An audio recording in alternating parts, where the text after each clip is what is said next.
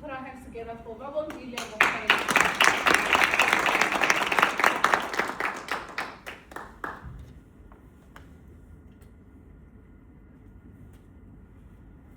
Thank you, everyone. Thank you for that warm welcome. And I just wanted to correct you, a minor correction. Yes. It's BABONGILE MOLEKANE. Oh, well, it's sorry. I'm very untaken. Please can you also state the fact that we are friends for over 20 years? So when I'm reading the program.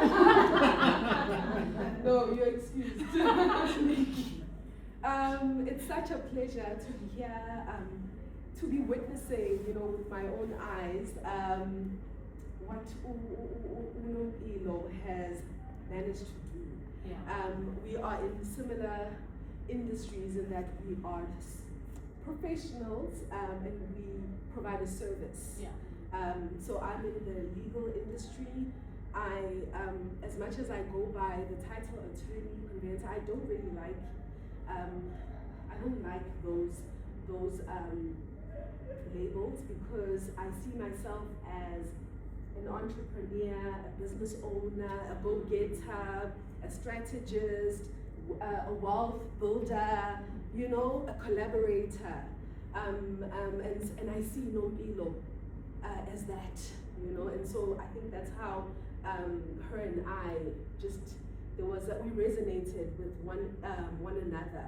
And I just hope that what I have to share today will also resonate with you. I just want to, so I've been a business owner for, I think this is my 11th year now. So it's been a long journey in the legal industry.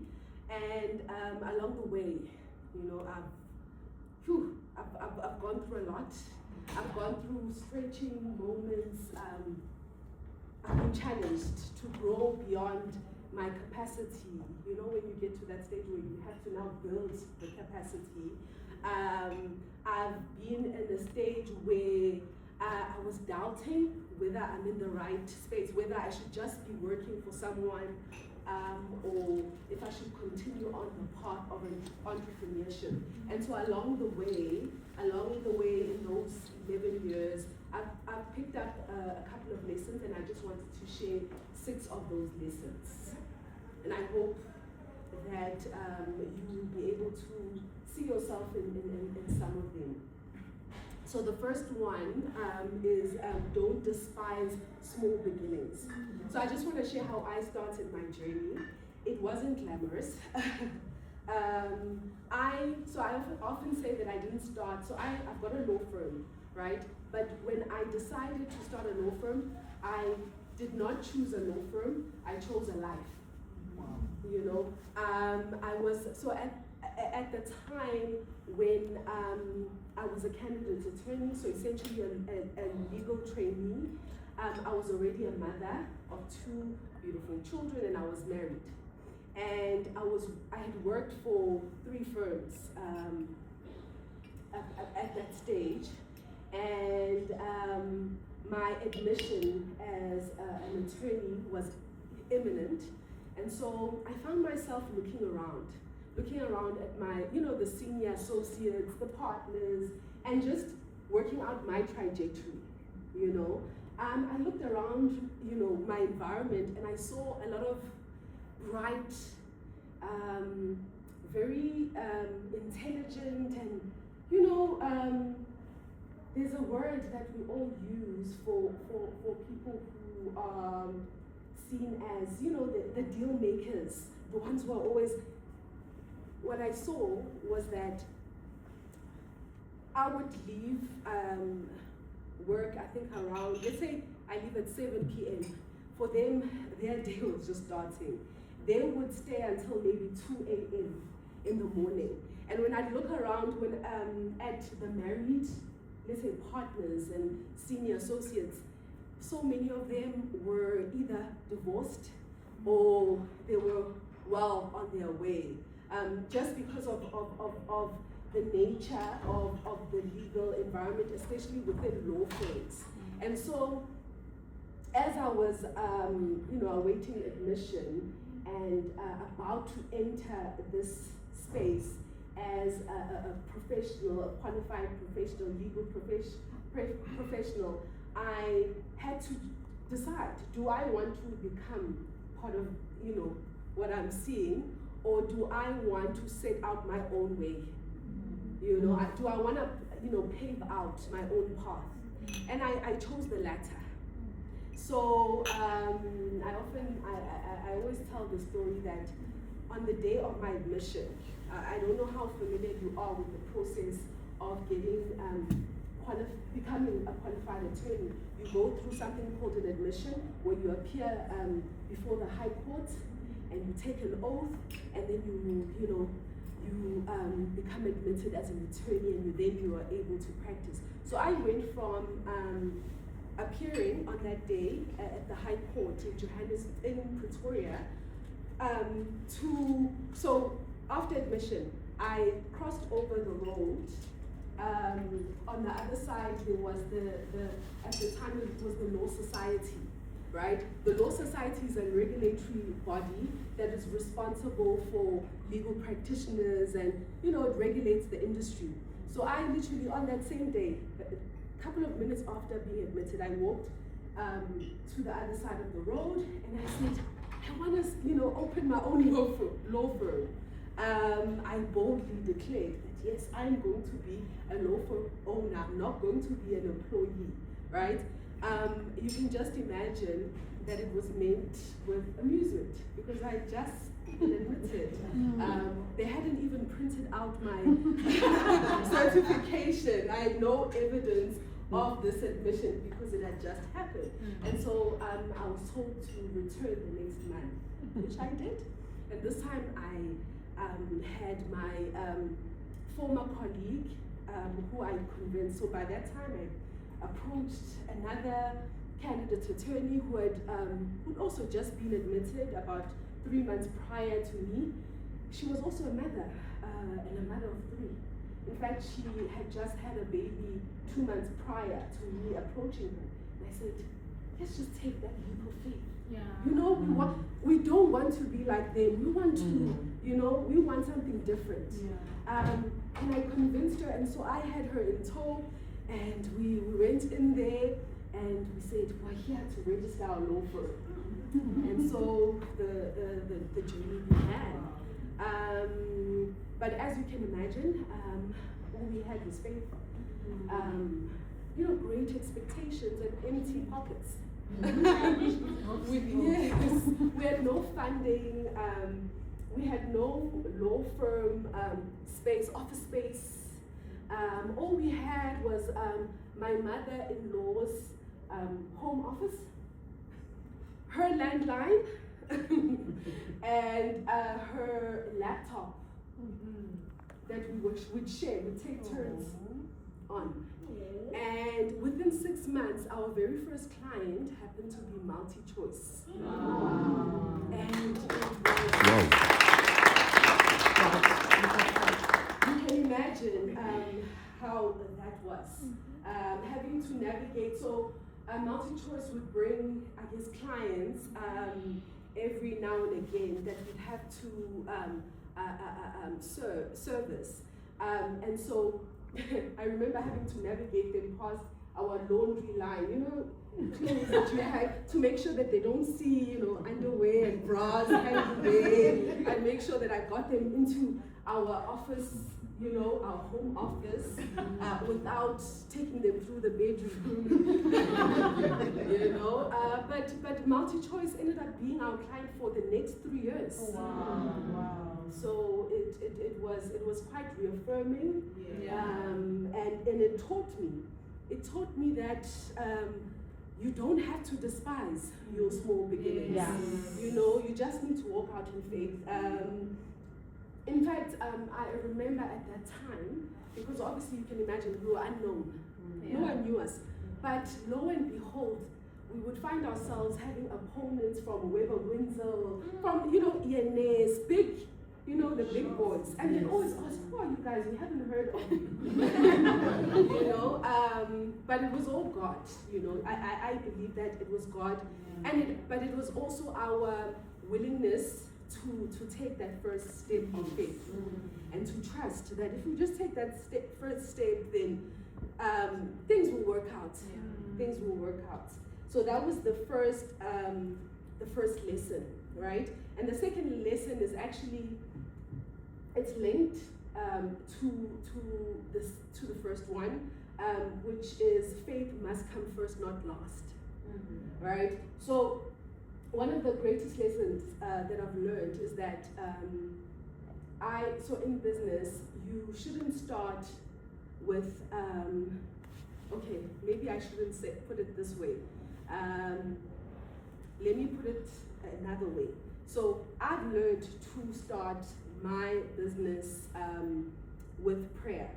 Everything that I do, I start with prayer because I used to do it the other way around, where I'd strategize and I target clients and I do all of that and then only pray about it later. So when you're waiting for that yes from a client, only then do you then bring God into it, and as years passed and as time progressed, I realized that you don't end with prayer, you start with prayer. Faith, and it goes hand in hand with faith. Faith is your starting point. It's not a last resort when everything else fails. As entrepreneurs, we often turn to God after we're exhausted, after we feel like there are no other options. But I've learned in my 11 years that God is not my backup plan. He's plan number one. And that's the only plan that I have. He's my blueprint. And so I just want to share a short story about where that led me. So in 2017, by then, so I started my journey in 2015. So by 2017, I learned that lesson of putting God first. And then God placed something in my heart, right? He placed it in my, he wouldn't let me rest until I pursued conveyancing, which is a property law specialty, and at the time, it was one of those gates, where there are gatekeepers, and there are very few black people, and certainly very few black women, and so even just, so the process to becoming a conveyancer and a property law specialist is that you have to write boards, and they were known for being one of the hardest in the country to pass, where the pass rate would be 1%, 6%, and so, but God, he wouldn't let me rest. And there was no, at that point, we had multiple contracts from big companies, including government. So we didn't feel that it was necessary to maybe pivot or go into a certain area. But I just had it in my heart, like God kept, pulling at me that I had to specialize in property law. And so I became a conveyancer in 2019. And then in 2020, COVID came. So before then, we were more a commercial and business law firm. That was our specialty. We had a lot of business clients on retainer. And so it was working well. We had a lot of either medium-sized, or SME business, but even if it was SME, these were businessmen who were doing quite well. We just had the luck of, or maybe, I don't know what it was, the blessing of always encountering business owners who were really doing well, and so we were doing well as a firm. But then COVID hit, and those business owners, their businesses, they were forced into restructuring. There was less money available. They could no longer. We used to get big retainers, and so they were more reluctant, I guess, to continue to renew our agreements and the retainers, and the budget was smaller, and the smaller businesses basically not really closed, but where we were the last. You know, when you're having to make some decisions as a business owner, for some reason we're the first to go. If you are not in liquidation and business rescue, you are the first to go. And then guess what kept us afloat? It was property. It was property law. It was the fact that I was a qualified conveyancer, and I had opened and started a conveyancing department in our law firm. And so, and this is because, so this was the time where a lot of people were losing their homes. A lot of people were losing their homes, and so I all of a sudden got a lot of work from both the bank side and individuals who are losing their property. So on both ends, where I was involved in foreclosure, proceedings, but also a lot of, let's say, businessmen were looking at restructuring and streamlining their operations. So if you owned, let's say if you owned, I had one client who owned, I guess, is it a factory or warehouse? And it wasn't, it was really hit because they were at the beginning stages when COVID hit, right? And they couldn't really go into production, and so they wanted to sell. So I was getting a lot of clients like that where they were needing to sell their assets. And had I not been in conveyancing, I wouldn't have been able to take advantage of that. And had I not listened to God, back in 2017, when He said, you need to go into this, then I wouldn't have been in a position to take full advantage of that opportunity. And so he saved our business that would have otherwise gone down, because also we were not, as much as we had started in 2015, only, let's say from 27 did we feel like we were, we're okay. There was no way we were going to survive a COVID had I not specialized. So the third, how many minutes do you have? No minutes, my love. Really?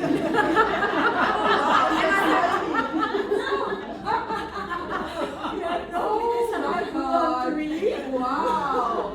I'm giving you an extra. And I added extra. Really? Yes, I added extra time because that's just how nice I am. Oh my goodness. I will give you, just go literally 2 minutes. Yes, I'm just go going 3, 4, 5. Yes. I'm gonna stand. Yes, and I'm just gonna try to go as fast as possible.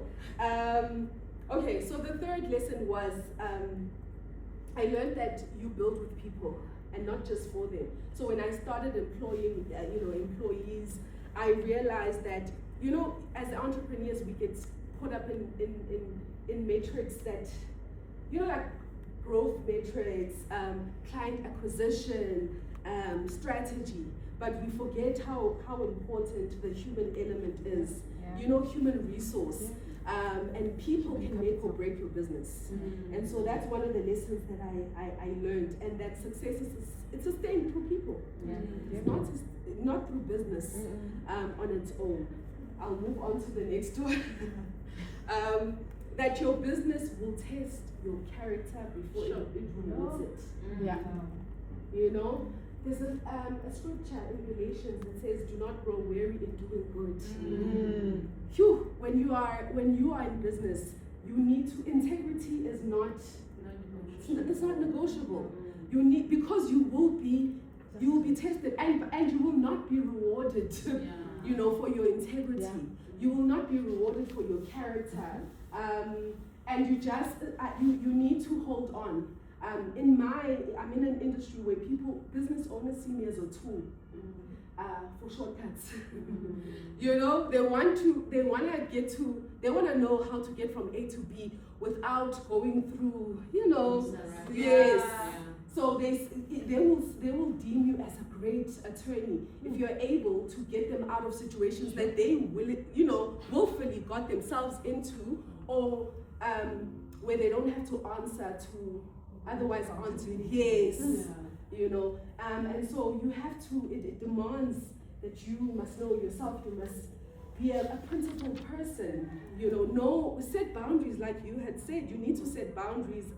You need to know what you are willing to do and what you are not willing to do. Or else you'll just, you're going to find yourself in a situation where you are doing things that do not align with your vision.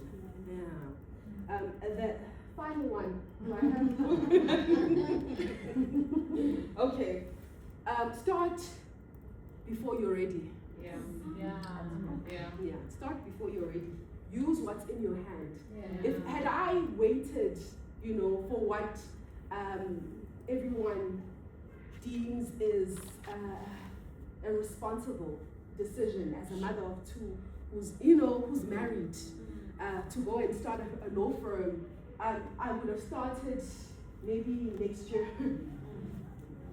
Because that's the reasonable route. In fact, when I was looking for mentors at the very beginning, they would say, no, first just work for a few years, and but I've learned that God rewards faith.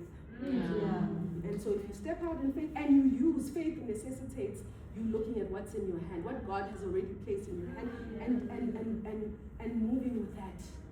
And then you build your capacity as you go. And in closing, I'd